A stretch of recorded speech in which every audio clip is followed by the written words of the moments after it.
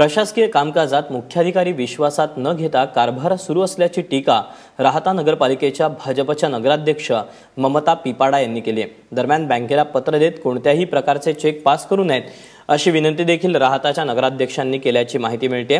दरम्यान पालिकेचे मुख्याधिकारी सतीश दिघे यांनी नगराध्यक्षांचे आरोप फेटाळून लावलेत। जी कामं नियम पूर्ण करून झाली आहेत त्यांचंच पेमेंट देत असल्याचं बँकेतून देवाणघेवाण सुरू असल्याचं दिघे यांनी म्हटलं।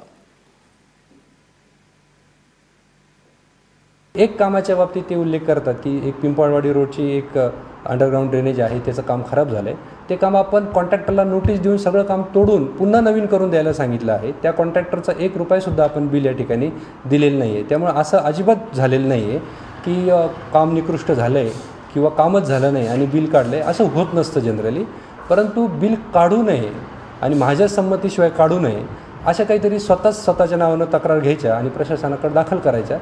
अशा पद्धतीने जर ते नगरपालिका चालवत असतील तर विकास कामावर त्याचा विपरीत परिणाम होतो। दरम्यान या प्रकरणीच राहत्याच्या नगराध्यक्षा ममता पिपाडा यांच्याशी बातचीत केले आमचे प्रतिनिधी मिलिंद भागवत यांनी। राहता नगरपालिकेतून जनतेने मला दुसऱ्यांदा विश्वासाने नगराध्यक्ष म्हणून निवडून दिलेला आहे, पण हे निवडणूक नगराध्यक्ष म्हणून निवडून आल्यानंतर मतदारसंघातल्या नेते वैफल्यग्रस्त झालेले आहेत। त्यांनी मुख्याधिकारी हा मतदारसंघातले असून त्यांना हाताशी धरून मला कोणतेही काम माझ्यापर्यंत पोहोचू शकत नाही याची मला खंत वाटते।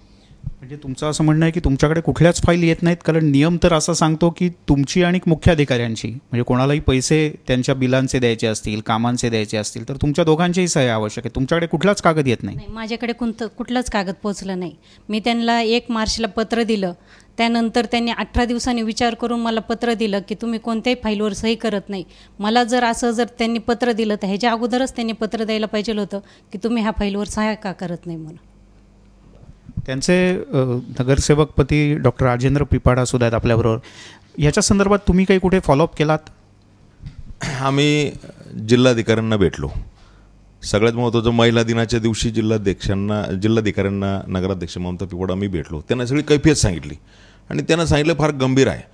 जर लोकनियुक्त नगराध्यक्ष म्हणून निवडून दिल्यानंतर सुद्धा जर एखाद्या महिलेवर ही अशी वेळ येते, साधा कुठलाही अर्ज असेल नागरिकांचा, कोणाचा कामांचा असेल, गावातल्या निकृष्ट दर्जाची कामं असेल, गटारींचा असेल, प्रॉब्लेम असतील लोकांचे, ते सुद्धा अर्ज नगराध्यक्षांपर्यंत जाऊ नये अशी व्यवस्था आहे। आणि त्याचं मूळ कारण आहे आमचे मुख्याधिकारी जे आहेत ते मतदारसंघातील शिर्डी मतदारसंघातील रहिवासी आहेत, राधाकृष्ण विखेंचे जवळचे नातेवाईक आहेत आणि दुसऱ्यांदा लोकनियुक्त नगराध्यक्ष म्हणून निवडून आल्यानंतर राधाकृष्ण विखेंना फार दुःख झालं आणि त्याच्यामुळे आमच्या इथं कुठलीच विकास कामं होऊ द्यायची नाही। नगराध्यक्षांना वास्तविक डॉक्टर बाबासाहेब आंबेडकरांनी जो मतदारांना हक्क दिला आणि लोकांमधून एखादा प्रतिनिधी नगराध्यक्ष निवडून गेल्यानंतर तर ही खरं म्हणजे लोकशाहीला काळीमा फासणारी अशी गोष्ट आहे।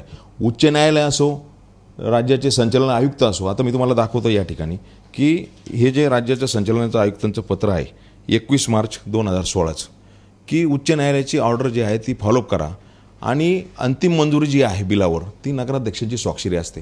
पण मी तुम्हाला सांगू इच्छितो की 28 डिसेंबरला पदभार घेतल्यापासून 1 मार्चला मग आम्ही पत्र दिलं की आमच्याकडे सह्याला काही येत नाही, कुठलाही कागद येत नाही। त्यांना वारंवार तोंडी सूचना केल्या पण तरी त्यांनी काही कुठलं त्यांच्यावर असर झाला नाही। 1 मार्चला पत्र दिल्यानंतर त्यांनी 17 दिवसांनी विचार करून की मी तुम्हाला पाठवतोय पण तुम्ही सह्या करत नाही असं खोटं पत्र आम्हाला त्या ठिकाणी दिलं।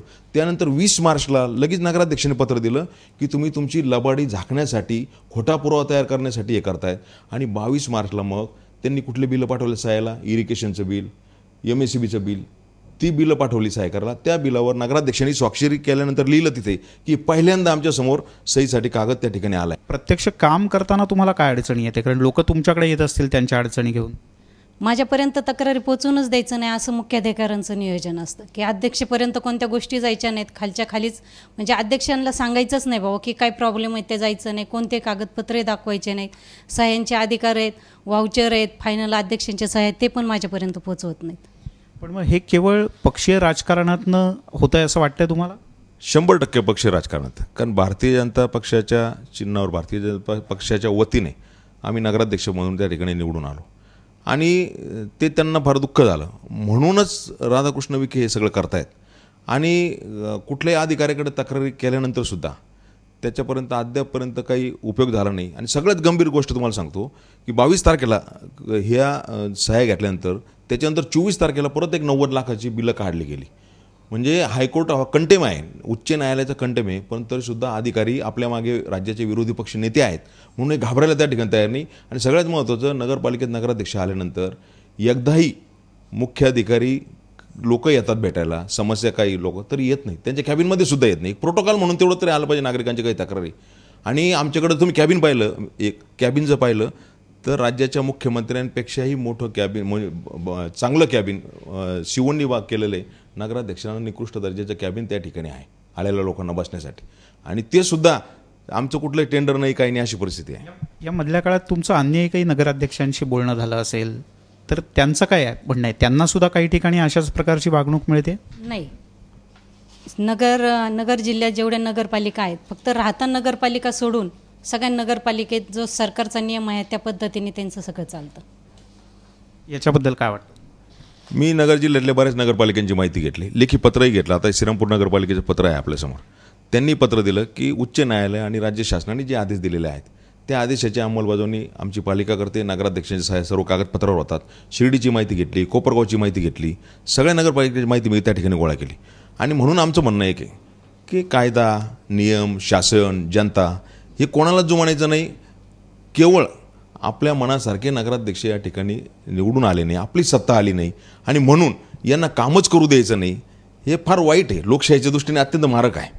म्हणजे असं जय पराजय कोणी निवडून येऊ, परंतु जनतेची विकास कामे झाली पाहिजे आणि सन्मान राहिला पाहिजे त्या पदाला. लोकनियुक्त नगराध्यक्ष जर निवडून देत आहेत लोक आणि त्या पद ते योग्य नाही त्या पद. त्यामुळे लोकनियुक्त नगराध्यक्ष निवडून दिल्यानंतर त्या पदाला मान दिला जात नाही आणि प्रामुख्यानं विखे पाटील हे पक्षीय राजकारणातून नगराध्यक्षा ममता पिपाडा यांच्यावर अन्याय करतायत असं त्यांचं म्हणणं आहे.